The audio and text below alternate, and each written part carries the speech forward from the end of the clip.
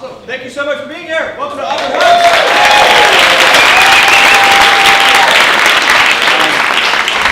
I know they just said it in the announcement, but please do turn off your phones. Not only because it's theater etiquette, but also like phones really stress me out. Yeah. Anytime a phone would ring in our household, my dad used to just scream, "Pick up the phone!" A phone would rarely get to the first ring in our house. It became instinct to pick it up as fast as we could. So please, just not stress me out and throw me off. Just put it on silent. The show's an hour long. There's some coarse language, some descriptions of sexual activity, and an instance of loud music near the end of the play. You'll be able to tell when it's coming. If it's too loud, you can plug your ears. I'll not feel offended. You can do that. That's okay. Yeah, thanks for being here. For the show, hold it. One minute. One more minute. What else do I have to say? Here we go. Talk amongst yourselves.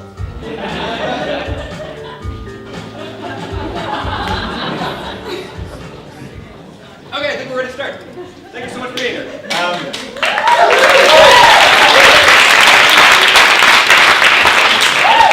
The show is a true story. It's about me and my family. But it all begins with me losing my virginity.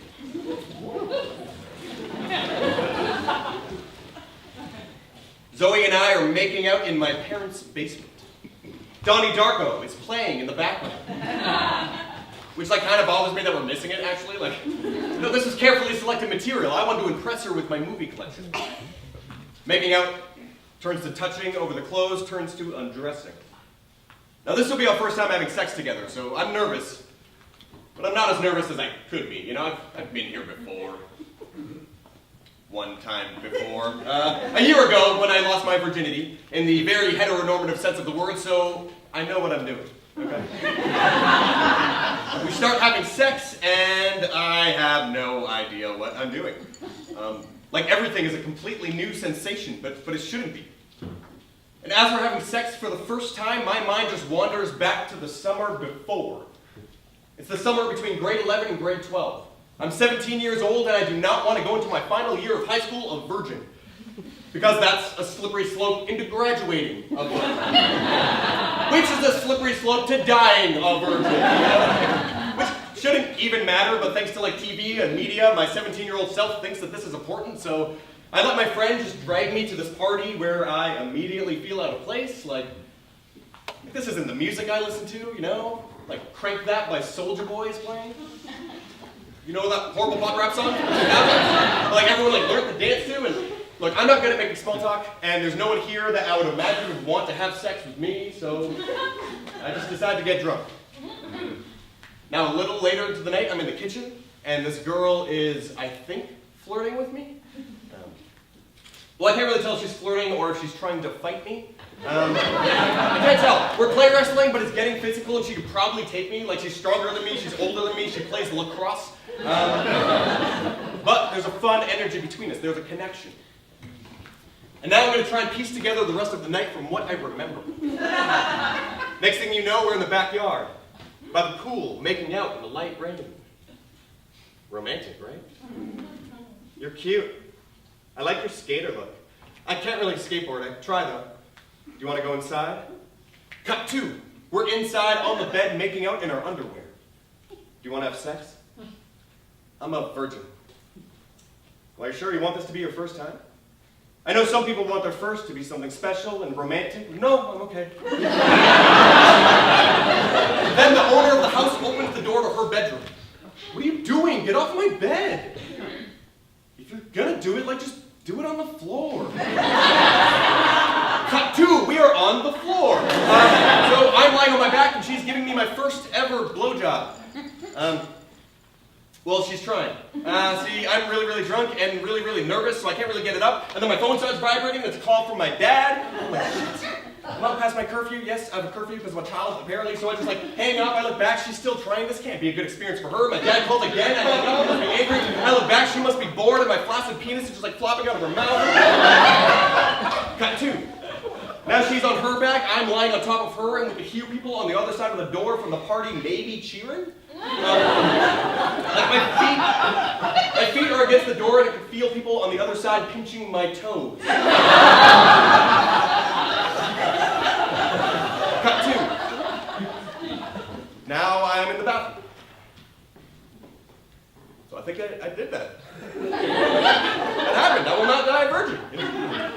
I check my phone, I have 6 missed calls from my dad, so I call him back. Where are you? It's late, you don't answer your phone, we were worried about you. I know, Dad, I'm sorry, I'm at a party and I lost track of time. I'm coming home right now. I go to the room to get my stuff and she's there.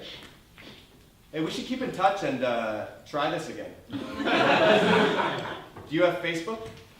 No, I only have MySpace. Oh. Yeah, and those are the last words we said to each other.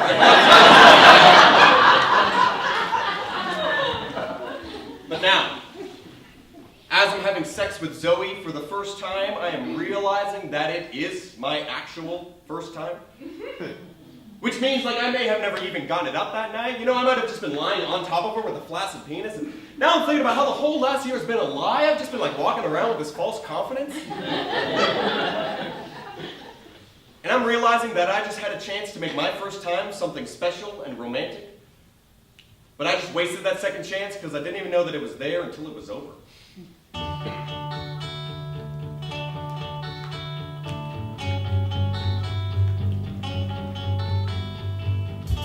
Now it's the summer of 2009. Okay, I'm 19 years old, I'm still dating Zoe, and I still live in my parents' basement. And we live in this big 2-story townhouse. It's the only house I've ever really known. We've lived here since I was 3 years old. But we won't be living here much longer.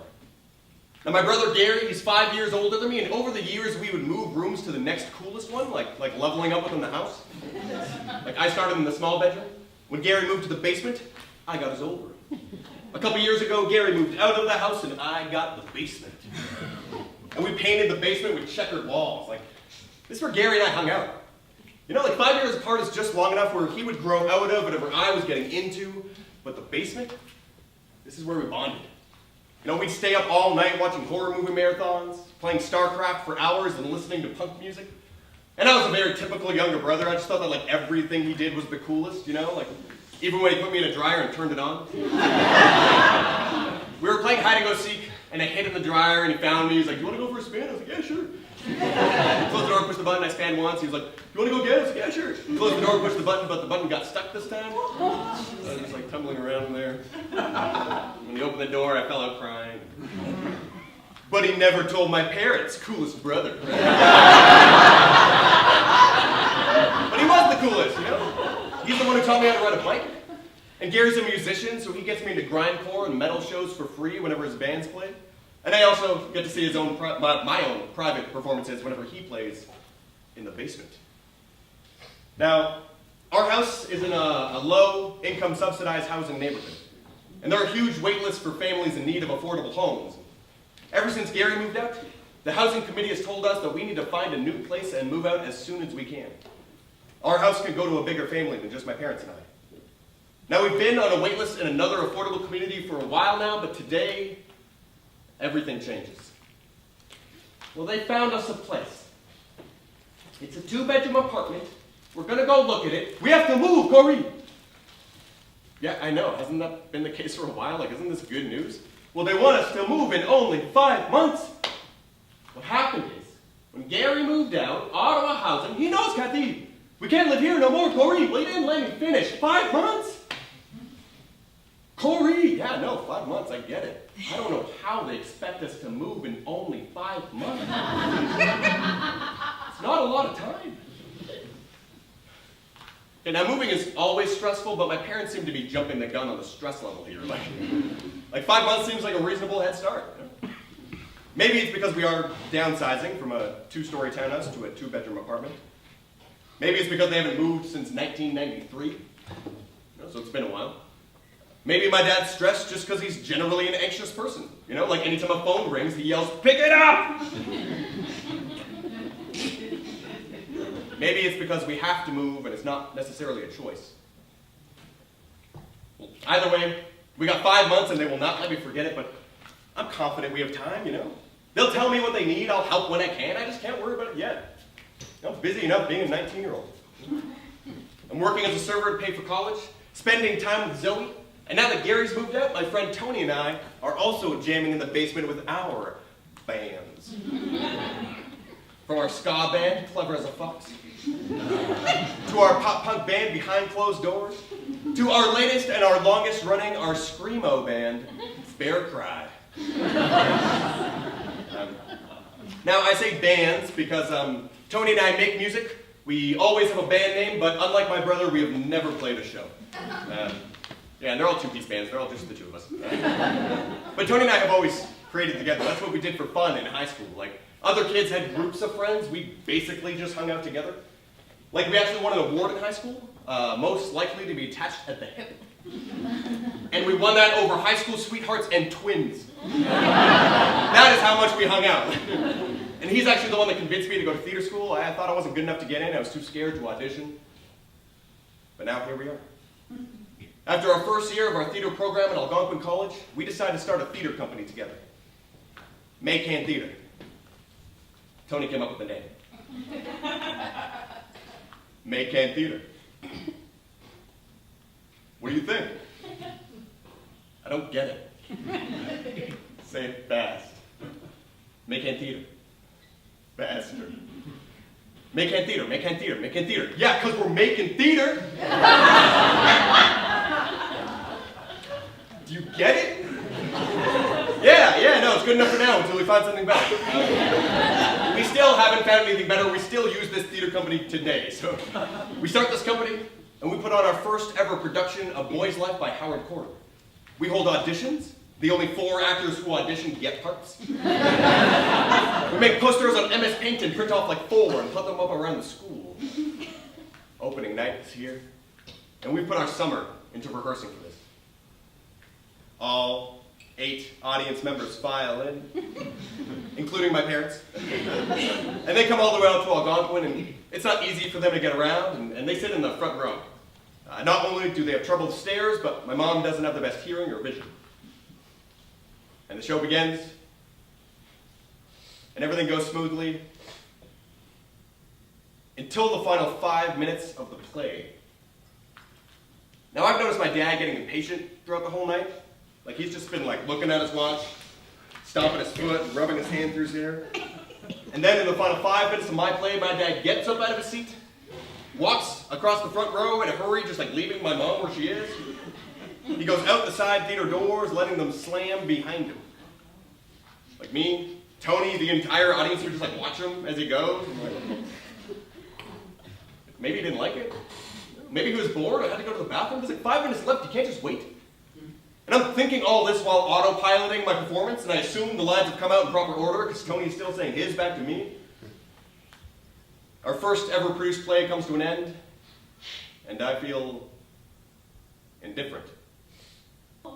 Now we're leaving 19-year-old Corey in the past on stage, because the first play that Tony and I write together, he also walks out of. My end-of-the-year college play, Chekhov's Uncle Vanya, he does not see the end of it.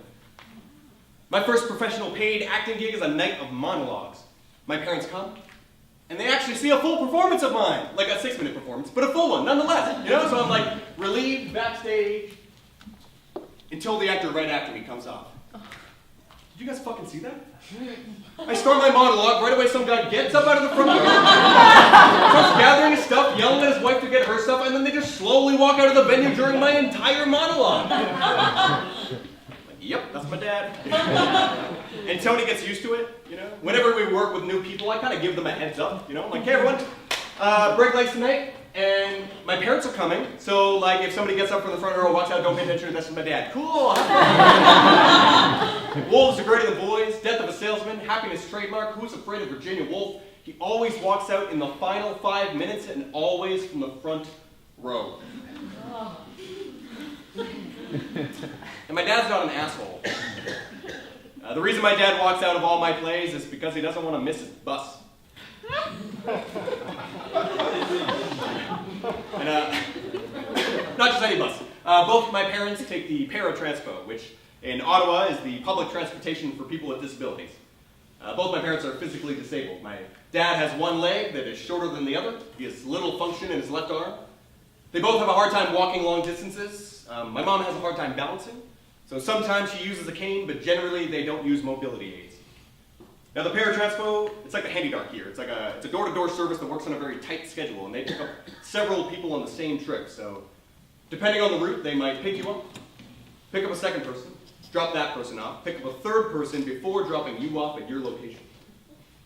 So one time my parents were waiting for the paratransport to pick them up outside of a mall in winter in Ottawa. Half an hour goes by. That's normal, they're usually late. An hour goes by. And it's not until a full hour that you can call to check in, so my dad calls. They send another bus. Another full hour goes by. So that's like 2 full hours, and when it's 20-degree weather, they just had to sit and stop and wait for a bus. And my dad is not good at waiting. He probably spent the entire time just like pacing back and forth, wondering where it is. So whenever my dad's waiting for the paratransport, whenever he's like looking at his watch and stomping his foot, he's just worried that the bus is out there waiting for him. He just doesn't want him and my mom to be stranded again. And I've tried to tell him, like, Dad, when you walk out, it's like really distracting. Not only to the actors, but to everyone else in the audience. He still walks out. I've tried to tell him, like, why don't you book the bus 30 minutes after my play ends, so then you're not worried about it. And they do it, but he still walks out. I've told him, like, I'll pay for a cab for you and Mom to get home, and he still walks out. And I've even tried to ask him, Dad, please don't walk out of my show. And he still walks out. And every time he gets up and walks out while I'm performing on stage, I try and remind myself that he appreciates what I do. But I also feel like I put so much work into this, you know? The weeks of rehearsal, performing for the last hour to build up to this climactic moment, only for him to walk out during the most important part of the show. And I find myself pushing harder to stay in the moment and to be so engaging on stage that everybody is looking at me and not him as he walks out of the show.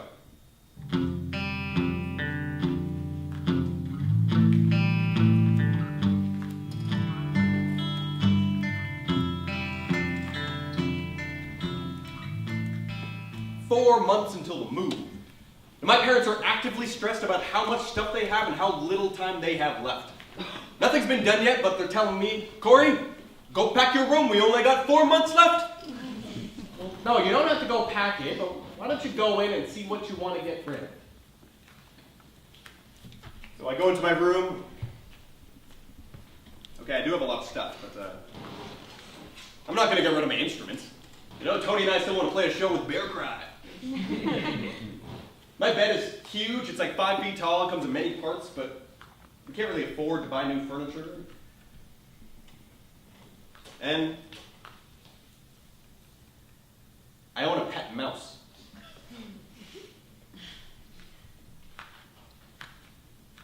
And whenever Zoe and I are in a mall together, which seems to be all the time, like Ottawa seems to be designed in a way where you can't go anywhere without having to walk through one. I feel like I was raised by malls. Whenever we're in one, we always end up at the pet store. Okay, I love animals, and so does she, but window shopping turns to attempts at getting a pet.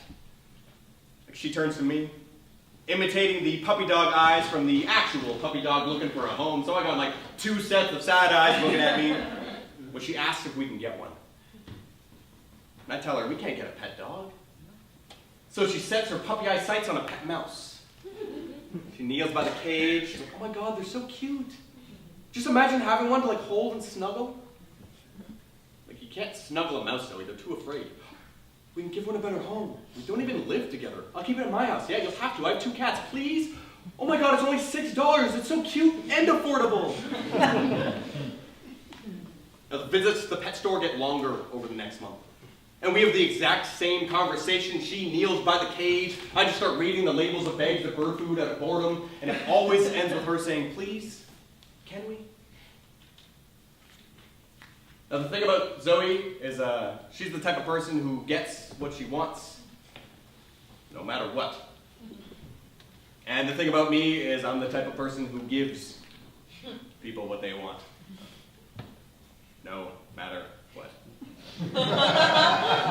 So I buy some mouse, and a cage, and the shavings, and a water bottle, and a food dish, and a wheel so it can exercise, and cage decor so that I can believe it's in the wild. I buy it all.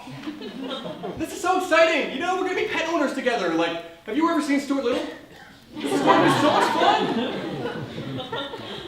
This excitement only lasts for about an hour until we bring it all to her mom's apartment. What? No, I'm not gonna have a rodent in my house. Why would you think to ask first, Zoe? Now I own this pet mouse. And this thing never seems to be enjoying itself, you know? Like, when was the last time you saw a mouse having fun? The closest I've come to is when it's running on its wheel, but it kind of has the same energy as a prisoner doing push-ups in its cell, so I just like hide it in my bedroom so my parents don't ask why I bought something new while we're in the process of moving, and to make it worse, my two cats are making its life a living hell. They just like bat at the cage, trying to knock it off the dresser. My one cat just like sits on top of the cage, which is like a weird form of torture. Like, I don't know if mice are religious, but I swear to God I stopped praying for its life. And Zoe has never come to visit it. Not once. Basically, since she can't own it, she's just like forgotten it exists. I facilitated 2 weeks of hell for this thing. I've ruined its little life. So here I am in my bedroom trying to decide on what to get rid of, and I think this is it. Let's decide I'm going to release it into the woods. No more fake cage decor for you, buddy. Getting the real thing.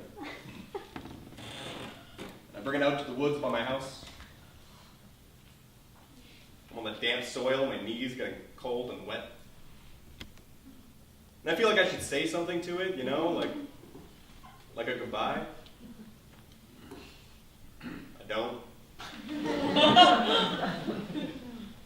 I open the lid, tilt the cage over, and it cautiously steps out onto the cold ground, like unsure of what to do with this newfound freedom.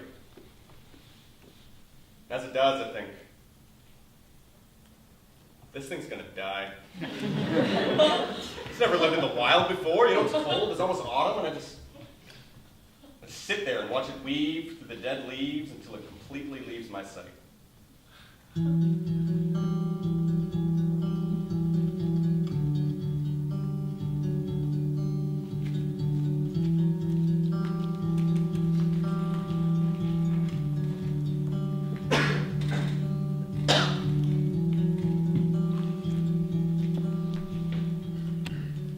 3 months until the move.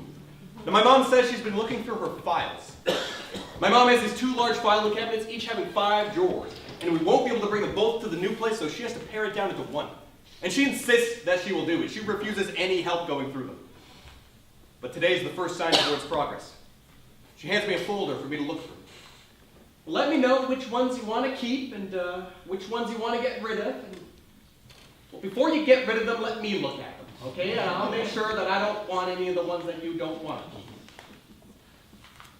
Zoe's over. Together we bring the folder to the basement and look through my old drawings and elementary schoolwork. And we put on the Blood Brothers, screamo band we both listened to. The thing that kind of brought us together. Like, Zoe and I went to school together for 6 years, but didn't talk until our high school graduation party. At that time, she dressed like a MySpace era emo scene kid, you know, like thick eyeliner, straight and dark red hair, bangs down to rise. We sat beside each other by the river. She commented on my Blood Brothers shirt. I was blown away that she not only knew who they were, but she listened to them as well. We talked about screamo bands the whole night. Are you two kissing? My dad comes into the room. No, Dad, we're not kissing. Okay, I know, I was young too. Then he kind of just stands in the doorway for a second. You need anything, Dad? Oh, you, ha. Hey, look, we were in the newspaper. And he hands me this old newspaper article. Like, really old. It's like the same age as me. I look at it, and sure enough, there's a family portrait of my dad, my brother, who was 5 years old at the time, my mom, who was pregnant with me. And the whole article is about how rare it is for 2 parents who both have cerebral palsy to be having their second child.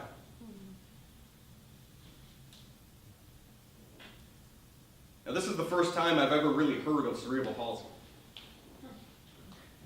Like, staring at this newspaper, I finally know what their disability is. And I don't even think to ask my dad what cerebral palsy is. Like, I play out the potential conversation in my head, and it would have gone like this. Hey, Dad, what's cerebral palsy? You know me, my hand and my leg, and Mom don't walk good. By the way, my dad's accent is not a side effect of cerebral palsy, it's a side effect of being a francophone. This is just how we communicated about their disability growing up, you know. They never really talked to me about it. Gary and I never talked about it, it's just what we all knew. You know, it was our normal. I'd only notice something was different with them when we'd be out in public and people would look or laugh, or kids would ask, what's wrong with your parents? Or I'd go to my friends' houses and notice that their parents were different from mine, but I also took the paratranspo. You know, that's how we all got around. And they would have their friends over who also have disabilities, and if it was ever talked about, it's kind of brushed over, like, we take the para because we're handicapped. Now, the level of communication between my parents and I has always been low, but it's not just them. Like, I also have poor communication, which I can kind of attribute to an early setback. Like, I couldn't really speak until I was about 4 years old. Like, my brother's name is Gary. Up until 4, the best that I could say his name was Yaya. My parents were worried, reasonably, so they took me to the doctors, and it just turned out that I had so much earwax built up on my ears that I couldn't hear anything for the first 4 years of my life. That's a thing. And then from 4 until 10, I had a speech impediment. I couldn't say my R's. Instead, I would say W's. So kids in my neighborhood would get me to say things all the time, like, hey, Corey, hey, invite us to your barbecue. You want to come to my barbecue? Hey, tell us you serve fries. I'll serve fries. Tell us we put vinegar on our fries at your barbecue. Come to my barbecue, you can put vinegar on your fries. I thought I was saying it just like them. And in this folder from my mom, there is proof that I had no awareness of my speech impediment before speech therapy. Danny the Snowflake. Story I wrote for class in grade 4.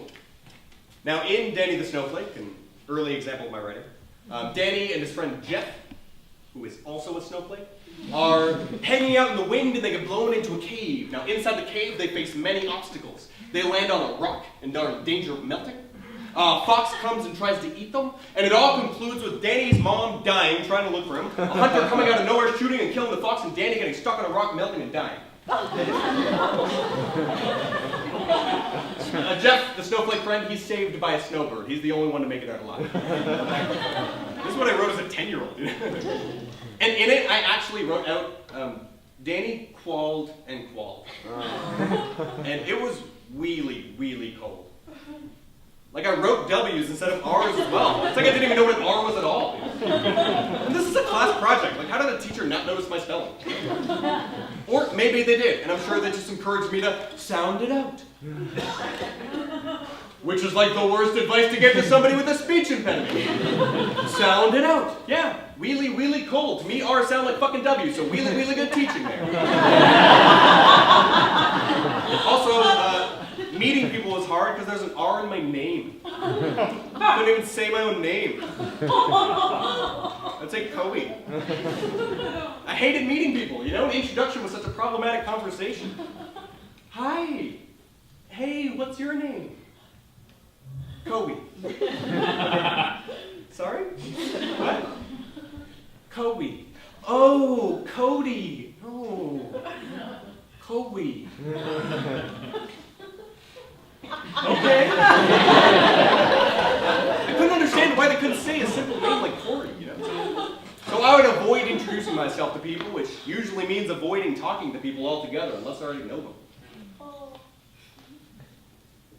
So here I am staring at this newspaper for my dad, and I realize I haven't said anything to him yet. Like, I think this is his way of sharing this information with me, but as much as he doesn't know how to give it, I don't really know how to receive it. So I just hand it back to him and say, cool. And he leaves the room. And then once he's gone, I Google what cerebral palsy is. Cerebral palsy is a disability that affects the brain, more specifically the nervous system. And there are different severities. Each case is unique, and it's not a disease or an illness. It's essentially brain injury. Usually coming from a complication during birth, like a lack of oxygen to the brain. Cerebral palsy affects the muscles, but it can also affect learning, thinking, and communication. And this is how I learned what cerebral palsy is, by Googling it at 19 years old. I pack up the folder of Danny the Snowflake and old drawings of Spider-Man characters and give it back to my mom, telling her I took out the ones I wanted to keep. Are you sure you want to get rid of them? They're pretty good. Look at that one guy, he's cutting the other guy's head off. It'll be fun to look back on these things, you know? So I'm like, all right, I decided to keep them all. I'm like, all right, good night, Mom. Zoe and I head to my bedroom, and right when we get there, Zoe asks, is that how you say goodnight to your mom? Yeah, why? You don't tell her you love her? No? And you don't hug her? Look, we're not really a hugging family, okay? When was the last time you hugged your mom?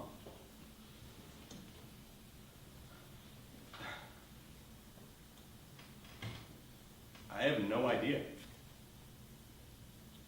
You should. Next time you say goodnight, just give her a hug and tell her you love her. She'll appreciate it.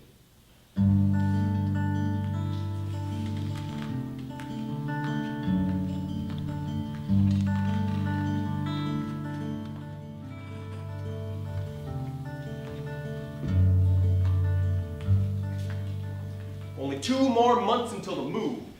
I'm starting to get a little worried. You know, we're falling a bit behind. We're getting down to the wire and nothing's really been done yet.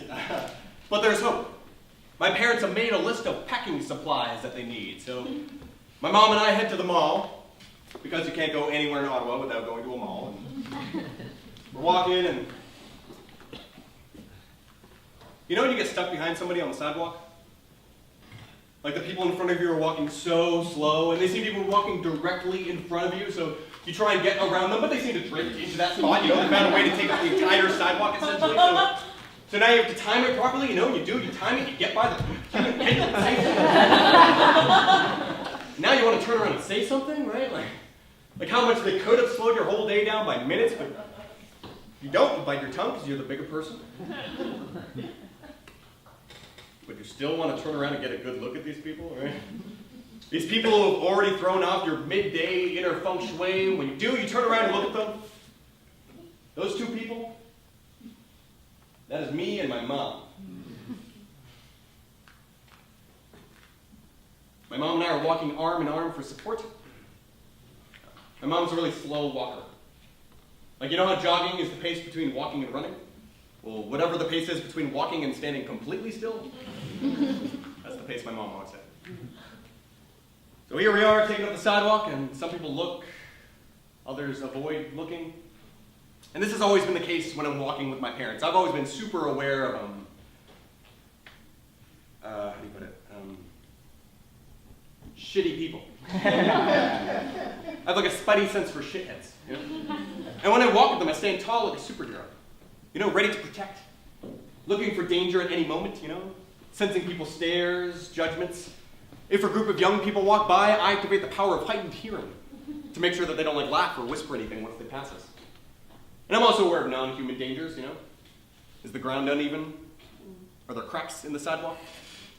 Like my mom has a hard time lifting her feet, so any big enough bump or rock can send her falling. Normally, when she falls in public, people like rush over, help her up, and ask her if she's okay. It's really nice to see strangers help, but it's also like intrusive in a way that I don't think they realize. Like they always rush in, they barely notice me, they almost like pushed me out of the way. And for my mom, you've just fallen, and now you have like several sets of strangers' hands grabbing at you, pulling you back up to your feet and asking her if you're okay. And you haven't even seen their face yet. You know, you still don't even know if you're hurt or you're embarrassed from falling. My mom appreciates the help, but she also tells me, I just need a minute.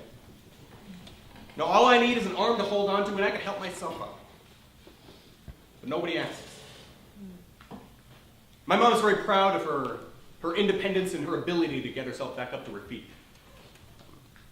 Like, my mom couldn't walk till she was 7 years old.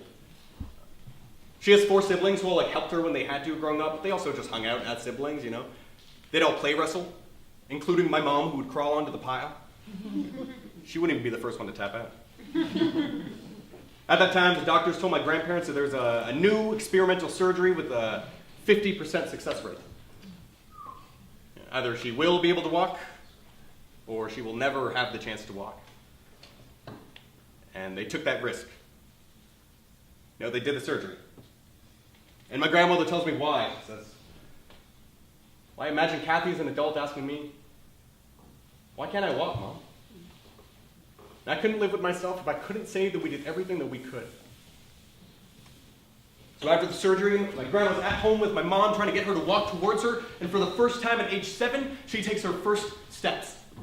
My grandma's ecstatic. My grandpa comes home from work, says, "Kathy, show Pa what you can do." Takes a couple steps, falls forward. My grandma jumps into my grandpa's arms. They were so excited.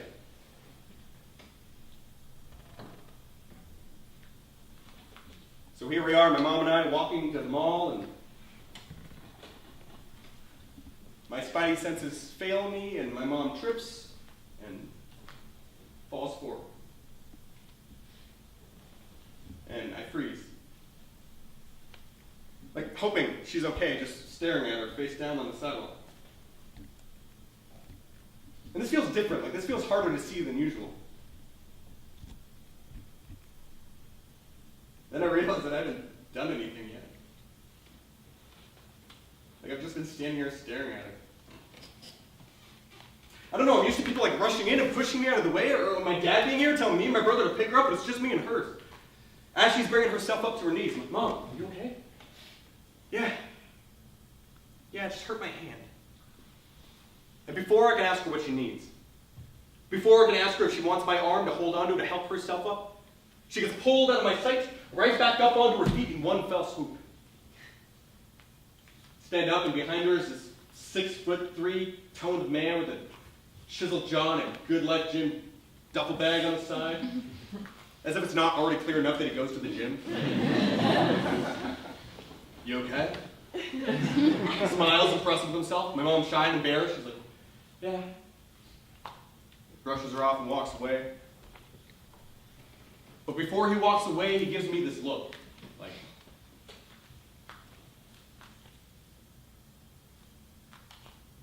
Yeah. which I can only interpret into his language as like, "Come on, bro." I'm like, "Fuck you."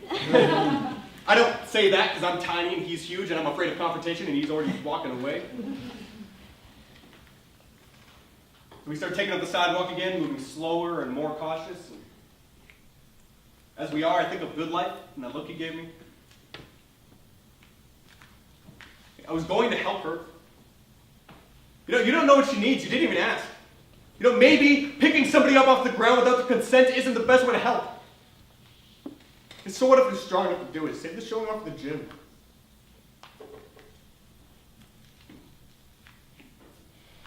Now we're inside the mall,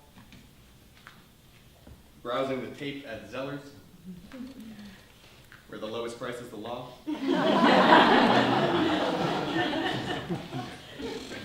As we are, my thoughts shift, and I think,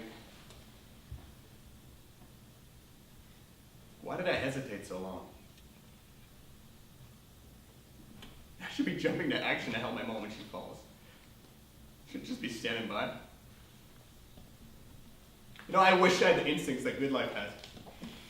I wish I didn't have to wait to be told what to do. I wish I was strong enough to pick her up in one fell swoop. I wish I could pick her up before she even knew that she hit the ground, before she could feel embarrassed. I don't know if I'm able to do everything she needs me to do, but I wish that I was.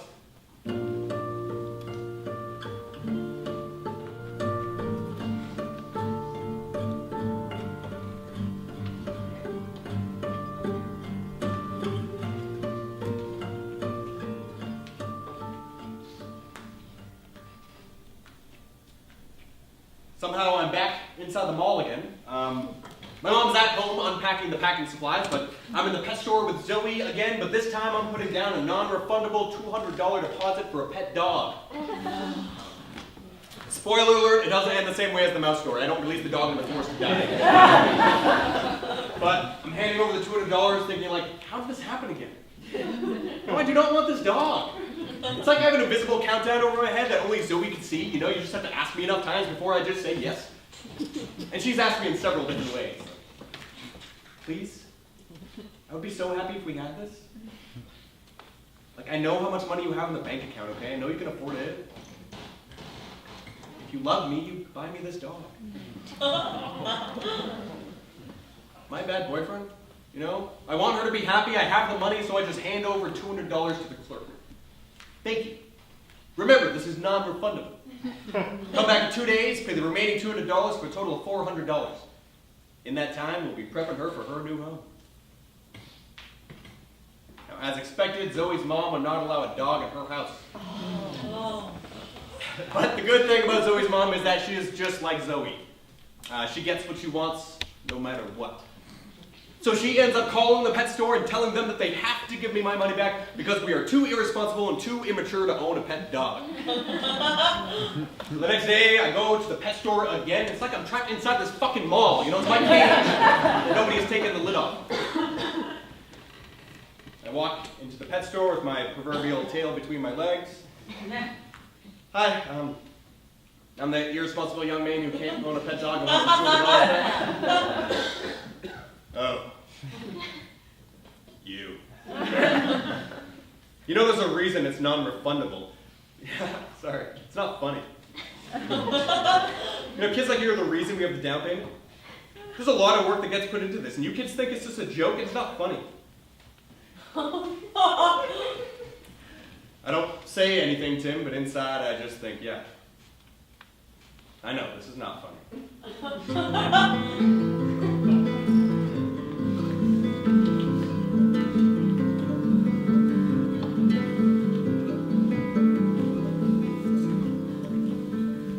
One more month until the move.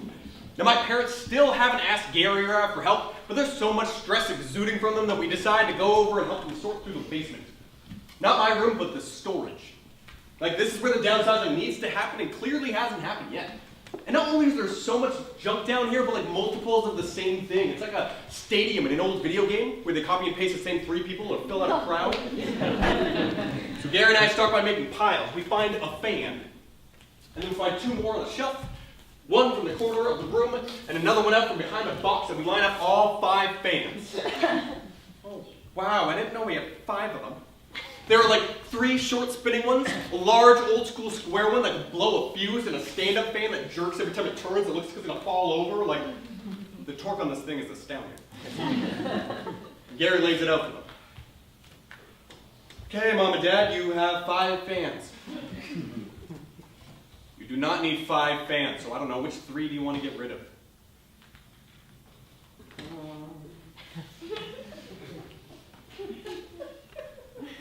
Well, that one was a gift.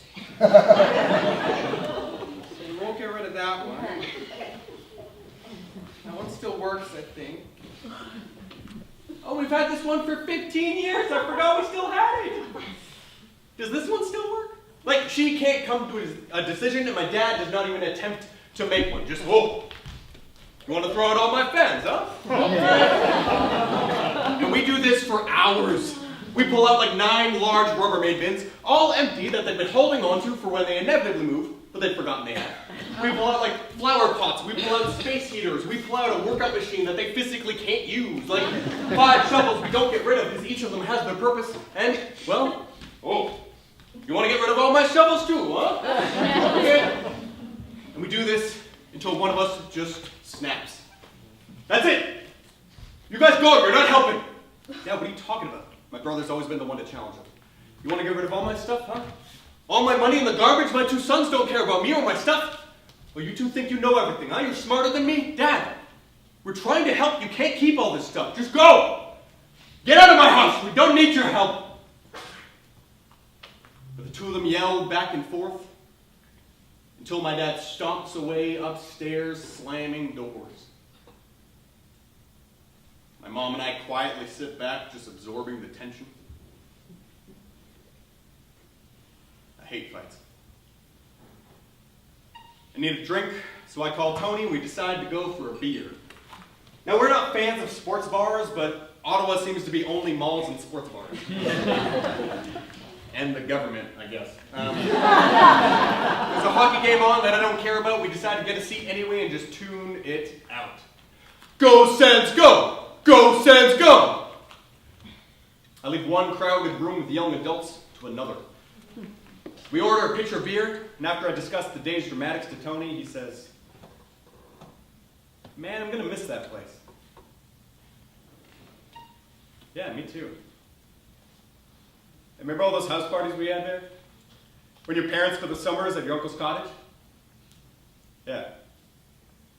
We should throw one more. Now the conversation continues, and so does the beer. My parents hired the movers a couple days before we have to be fully out of our old place. So Tony and I take this opportunity to finally play a show. Right, we'll invite friends. Bear Cry, our screamo band, gets to play a basement show, and we get to throw one more party. Now, as we're talking about this, Tony's gaze moves away from me and away from the TVs.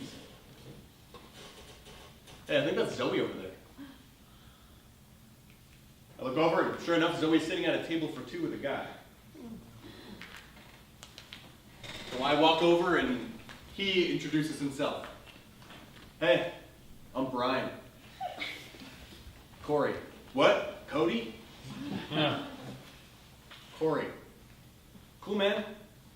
Nice to finally meet you." They politely decline my offer of joining us at our table. So I tell her to let me know when she wants to head out, and then I just wait the rest of the night. Like trying to avoid the hockey game, the loud eruptions of drunken university students, and the fact that my girlfriend is 4 tables away with another man. Until she comes over and tells me that they're going to keep hanging out at his place, and since it's all the way out in Bell's Corners, I might just spend the night there. Is that okay? I guess so. He's my best friend. We met him like less than a month ago. Am I not allowed to have male friends? No, it's not that. It's weird that you're choosing to sleep at his place and not mine. I wouldn't do anything with him. You know, I can't believe you'd even think that. I thought you trusted me. What, you're mad now? You're just not going to say anything? Would you rather me come to your place instead? Do you even want me around? Corey, what are you thinking?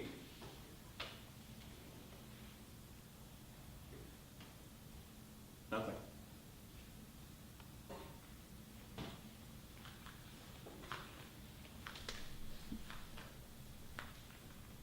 I don't deal well with confrontation.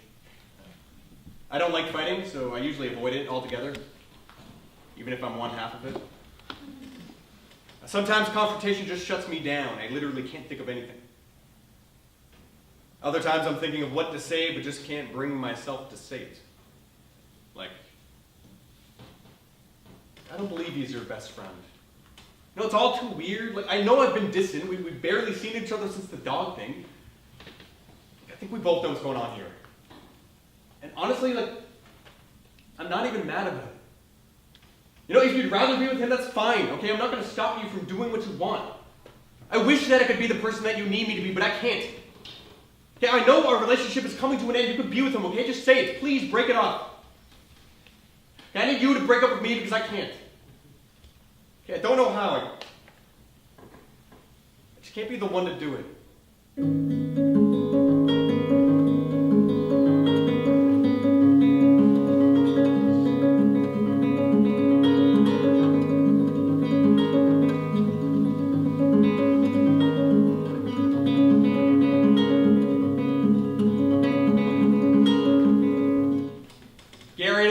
When my parents are out of the house to go in and just throw stuff out. It's been 4.5 months and my mom's 2 large filing cabinets are still full. And she's had these for as long as I can remember. Like growing up, whenever I'd be on the computer, she would come in every day and do some filing. Now, my entire life, she's never had a job, so I was just under the impression that being an adult came with a shitload of paperwork. Gary and I start there, and what we find is just like the most disorganized filing system we have ever seen. Like, within one folder, there's a phone bill from 4 years ago, next to a dollar store receipt for a box of pens, next to a 1997 Blockbuster membership card, which is not only expired, but they've gone out of business, so it's like completely useless. Every folder is like this. So we start throwing out the clutter. You know, anything that's older than 6 years or is for something we know they don't own, we throw out. And then we stumble across my mom's high school report card. Like, we don't know anything about our parents' lives before us. They don't tell us anything. Like, our parents' how we met story. Hey, Dad, how do you mom meet? Rehab. That's all we get. I don't know. Drug rehabilitation, I have no idea. You know, so like,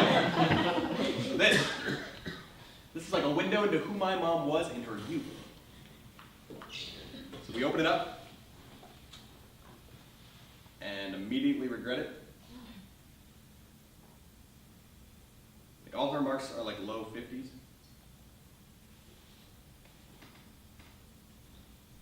And all the comments from the teachers say the same thing. Like, she does not participate enough. She needs to contribute to class discussions more. If she was less shy, her grades would be higher. Like, who are these teachers? You know, since when is shyness a failing quality? Like, your job is to look after your students' needs. Not only do you know she's shy, she has crippling anxiety, but you also know she has a cognitive disability. Now she needs to be outgoing and take up space in order to pass a class? It's fucking bullshit.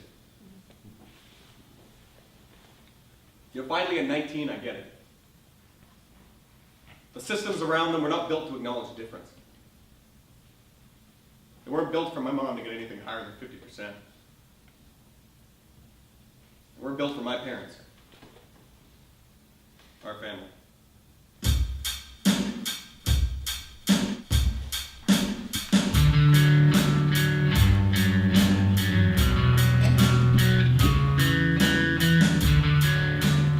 The move is finally here! We made it!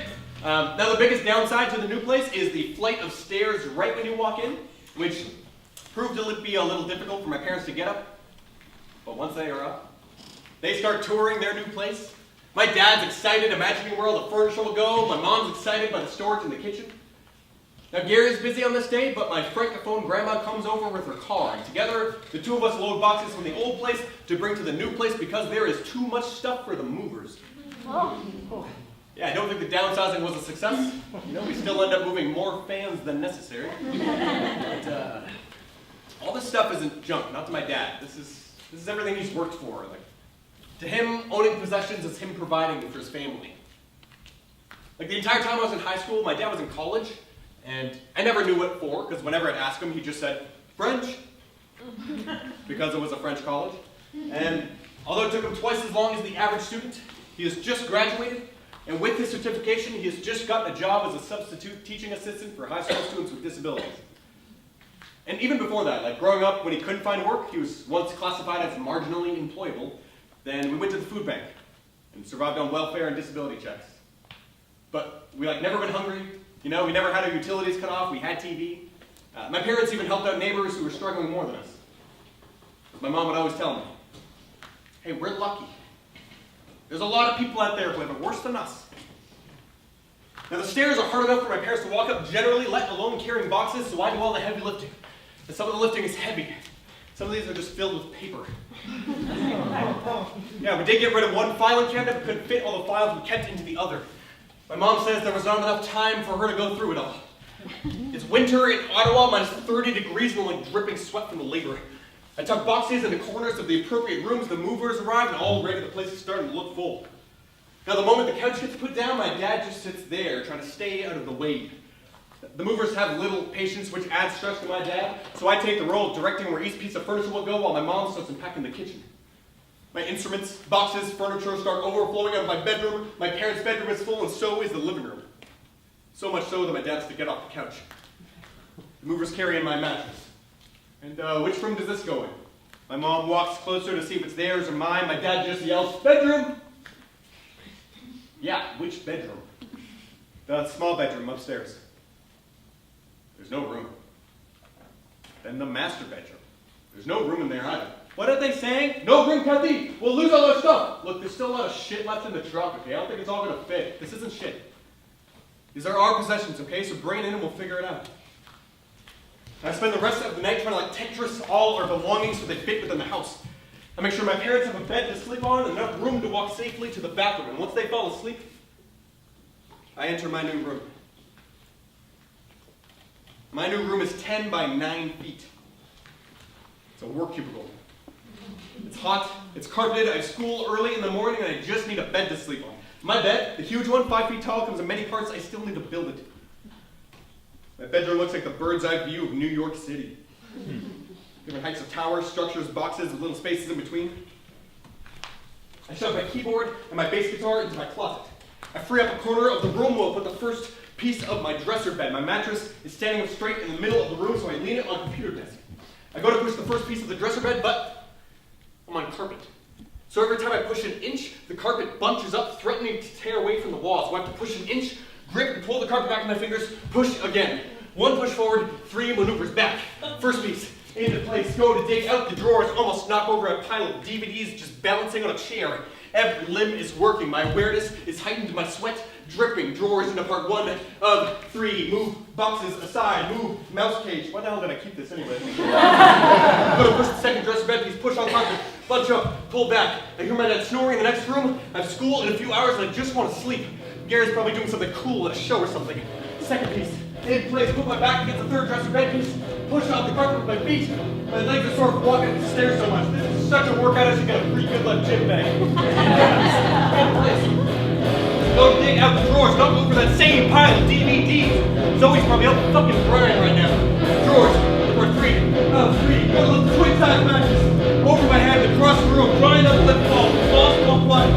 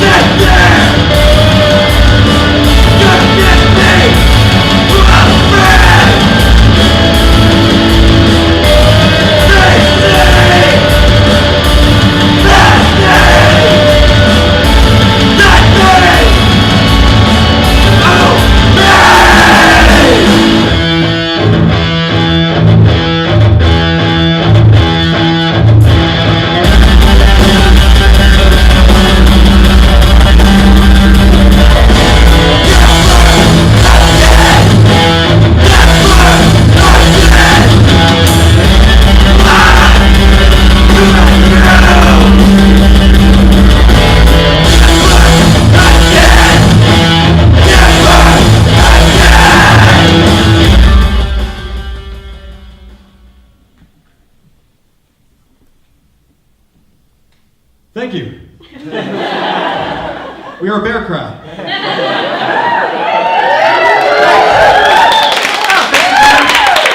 Thanks for coming to our basement show. Thanks for coming to help me say goodbye to this place. You know, it's meant a lot to me over the years, so.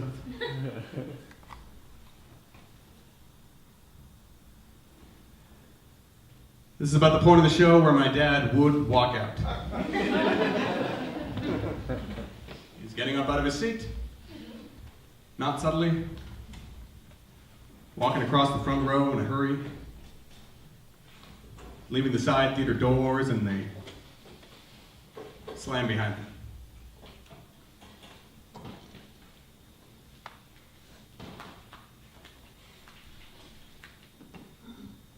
My mom, dad, and I are eating toast in our partially unpacked new kitchen. I grabbed a coffee pot. More coffee? Oh, sure, I'll take one more. Me too. So, how did you two meet again? Rehab?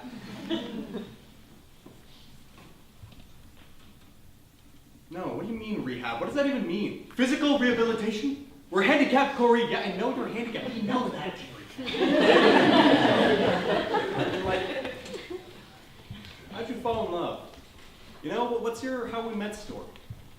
What happened is, we were at the rehabilitation center for the transitional work program. That's what I say. No, it's not. You just said rehab. Oh, same thing. Got it. How'd you start talking? Well, he barely spoke English, and I didn't speak any French. Tu parles français, Corey? What? Oh, you don't understand? Well, no, you never taught him. Oh, who initiated the conversation? Well, I noticed him first, but he talked to me first.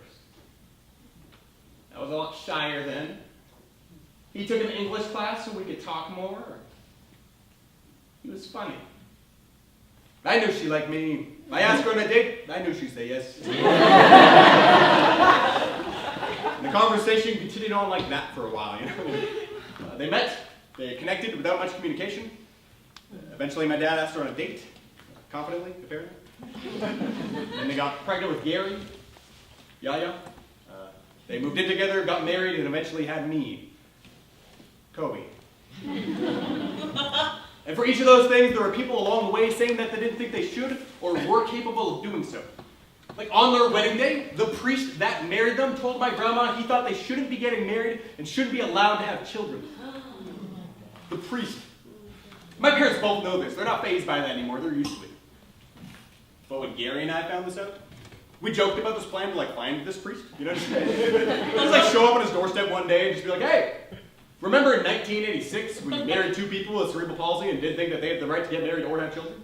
Well, they're still happily married and in love, and they had 2 kids, and we are those 2 kids. The ones that you thought shouldn't exist. But realistically, he's probably dead by now. And if he's dead, he's probably in hell. And I imagine him in his own version of hell, you know, where he just has to marry a disabled couple. And other couples I assume he's against as well. Just LGBTQ couples, interracial couples, just day in, day out, having to marry 2 people who he thinks don't have the right to love. Later that night, I come home. My mom has a pile of folders by her paper shredder. Just shredding away in her own peaceful state, just shredding documents she doesn't need anymore.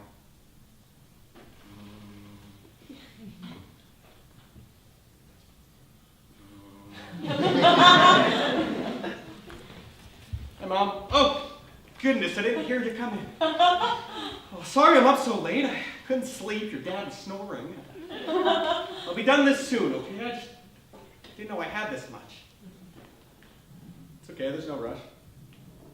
Were you with Zoe? No. Well, how is she? She's good. Actually, we're not together anymore. Oh, no? No. I just had a late class and I was hanging out with Tony. Okay, how's he? He's good. Actually, we were talking about maybe finding a place for the summer and maybe moving in together. Oh.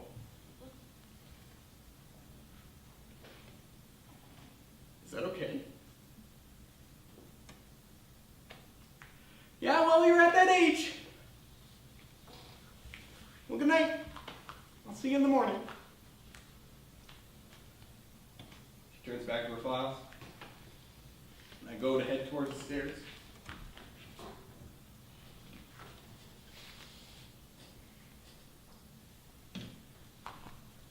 Mom? She turns to me. Paper half in her hand, half in the paper shredder. It takes her a moment. And then her eyes light up. She lets go of the paper as it feeds itself through the machine, and she stumbles towards me in this excited rush, and we hug. Tightly. And I'm taken by surprise, like I can't believe I've ever done this before. Good night, Mom. Good night. I love you. I love you too. We hold it for one more moment, and then we both awkwardly break away. We both don't know post-hug protocol. She turns back to her files. And I head upstairs to my 9x10 bedroom.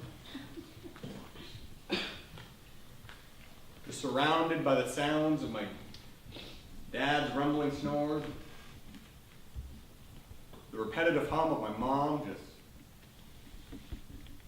shredding.